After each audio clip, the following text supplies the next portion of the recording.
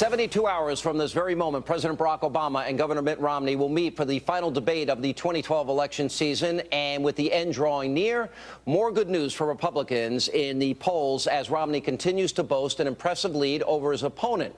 Gallup now has the gap at 6 points among likely voters, 51% to Obama's 45%.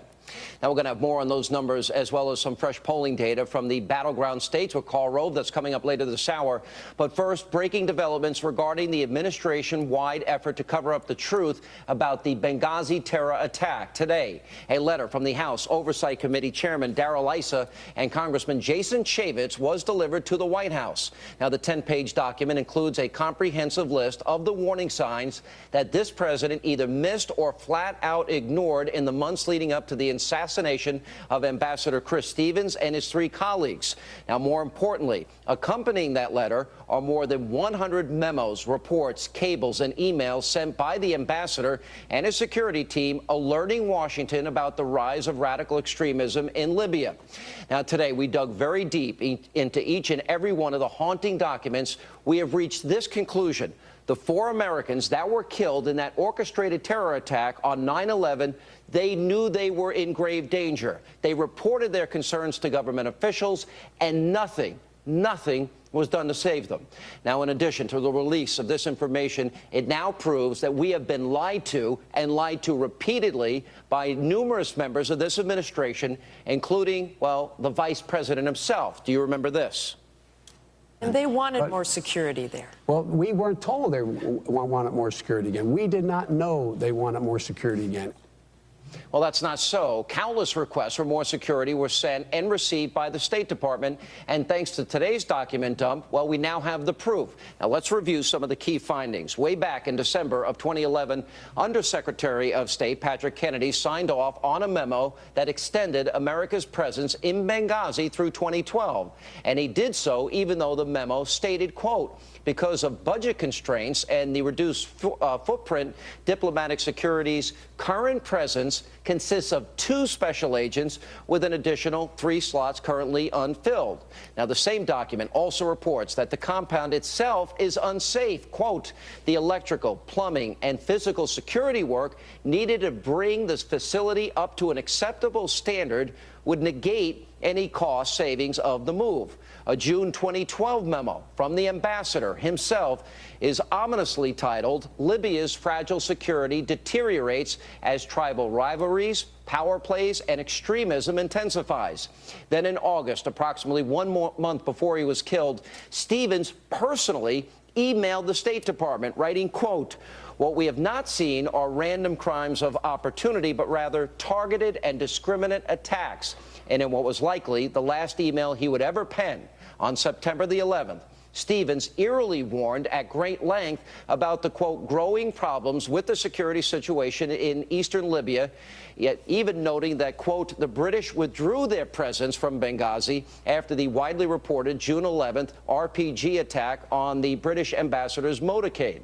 Now, sadly, that was the final sentence of the final memo that the ambassador would ever send. And even worse, everything you just heard was readily available to the president and his national security team, which makes their claims that this tragedy was in any way related to a YouTube video or was spontaneous even that more disgusting. And joining me now to talk about the letter that he sent to the president and what he's now demanding from the White House is Congressman Jason Chaffetz, along with Senator Lindsey Graham. Gentlemen, welcome back to Hannity. Thanks, John. Thank you. We played what the vice president said. So my question is, coupled with what the president said last night on Jon Stewart, I'm going to play it for you, but the question will be, did they lie to the American people? Watch what he said last night. Every piece of information that we get, as we got it, we laid it out for the American people. Congressman, did the vice president and the president of the United States lie? I come to that conclusion, Sean. I look at what the vice president said, what the president has said, what Ambassador Rice has said, what Secretary Clinton said. They have not been honest with the American people. The intelligence community was foreshadowing for months that terrorism was abound, terrorism was happening.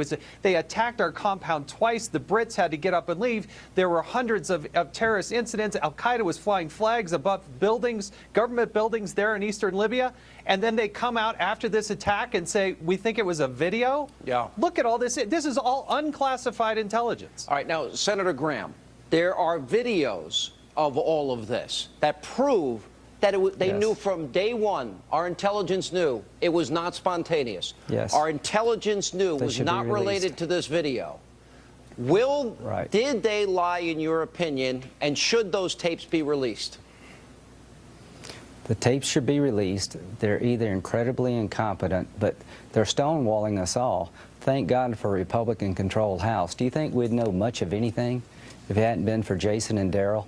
So they're not being forthcoming. You have to drag it out of them. I've written a letter along with Senator McCain 10 days ago asking the intelligence community to provide us the information you gave to Secretary Rice to make her believe this was a result of a riot 5 days later. Haven't gotten one word back. Yeah, but did they lie, Senator? I mean, because we know the president 14 days later on The View and before the United Nations, he was asked directly on The View, was this terrorism? Right. Well, we don't know yet.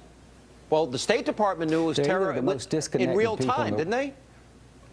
Right. Well, they're either the most incompetent people in the world or they're misleading us. Here's the question for me. What did the president know about the deteriorating situation in Benghazi months before this happened? Lieutenant Colonel Wood's testimony comes back and it kind of haunts my soul. He said Benghazi, it was inevitable we would get attacked, almost inevitable. We were the last flag flying. Everybody had left there, and we're trying to normalize relationships with a government that has no capacity. And I can't believe the White House would allow the President of the United States to go out and be among the public after our consulate was attacked June the 6th, blowing a hole in the wall that 40 people could have gotten through. I don't think anybody's that incompetent. So I'm assuming the President knew about the deteriorating situation, the comeback of Al-Qaeda, and did nothing about it. Well, wait, we got proof of that. Let's put it up on the screen here. In August 8th, this is more than a month before, memo from Stevens calls security forces understaffed. He says it directly there. If you look at, he also warns in the same memo of Islamic extremism rising. And then we have an image of the consulate before it was attacked showing the security cameras, were present. Where's the footage, in other words? Sean, what I don't understand is our consulate was bombed twice. That was terrorism. We never called it terrorism then. They didn't follow through. Where else in the world did that happen? And then on September 1st, the Interior Minister, the Libyan Interior Minister, puts eastern Libya on high alert. The ambassador sends a cable back to Washington, D.C. on September 4th and says, we're losing control out there. And this guy walks into Benghazi with two armed people and 3 other people on the compound, and then we wonder that it was some video. It just doesn't add up. Here's what so now we know that they were warned and they did nothing. Now we also know that this was not spontaneous, as they said from the very beginning, and they knew within hours. In real time, the State Department knew. We got a video. We got video, and they were watching it in real time.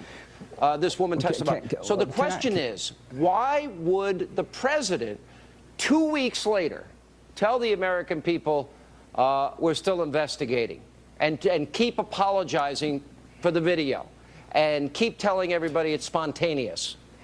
Why? I think Governor Romney should ask him that question. And if he doesn't, it's a missed opportunity. Paul Ryan did a great job, but he should turn to Vice President Biden when he said, I didn't know anything about these security requests. He should ask him, did you know that the consulate was bombed in April and June?